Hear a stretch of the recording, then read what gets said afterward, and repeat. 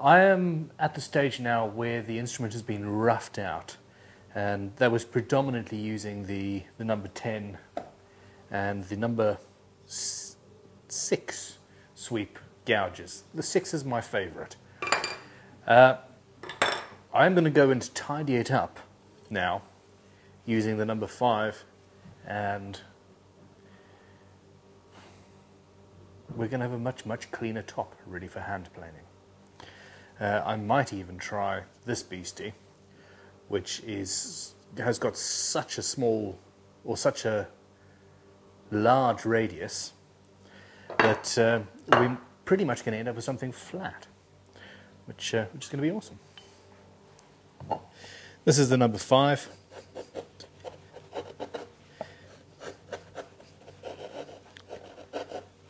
And it's just allowing me to flatten out the ridges to a certain extent. And at this stage I'm doing it by hand.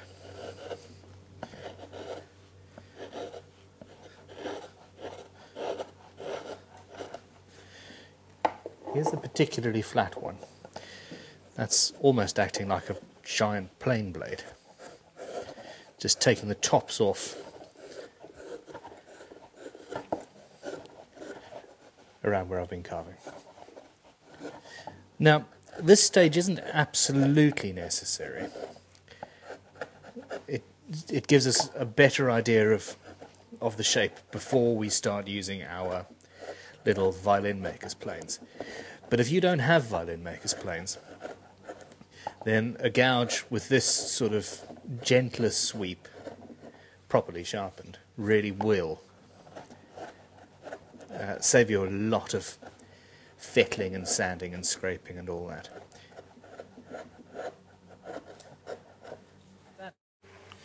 Pretty smooth. I'm going to be going on to using little violin maker's planes. Some of them have got flat bottoms, like that, and some are curved for carving.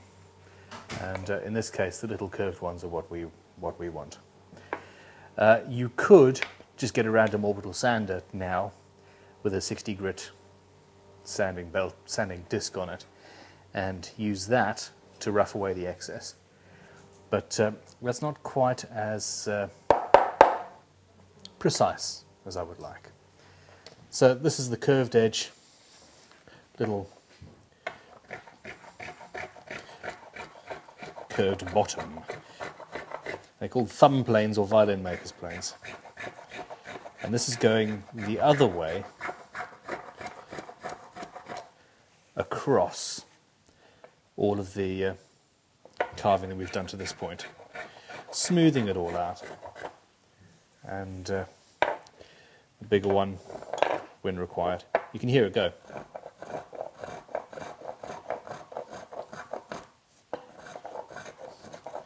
And these lovely little tools are absolutely essential. So much more fun to use than a power sander of any sort.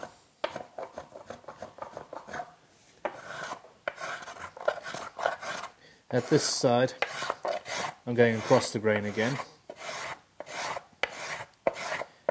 And it is at this stage really that I want to try and get very close to my absolute final finish. Now I can use these planes on the binding. So the binding is not quite level, there's bits and pieces that need work on there. And I want to undercut the binding a little bit at this point. So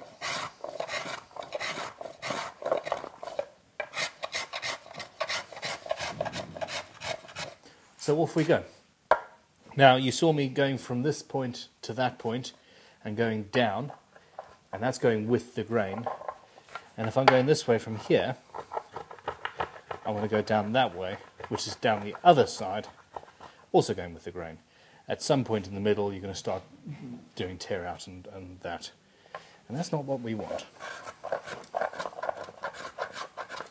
So you do need to know hand tools. You do You do need to know how to read the wood, basically.